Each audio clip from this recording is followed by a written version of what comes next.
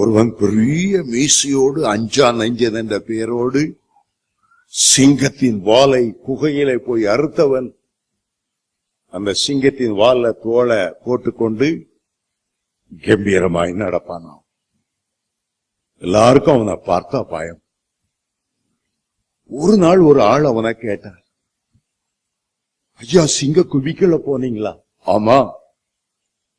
வாலை நீங்களே வெட்டினீங்களா? ஆமா. ஏன் தலையை வெட்டாம வாலை வெட்டினீங்க? அவர் சொன்னாராம், 3 நாளைக்கு முன்னால வேற ஒருத்தன் தலை வெட்டிட்டு போயிட்டான். அப்படின்னா என்ன அர்த்தம்? இவர் செத்த பாம்பு அடிச்சிருக்கார். தலைய ஒருத்தன் 3 நாளைக்கு முன்னால வெட்டிட்டு போயிட்டானா?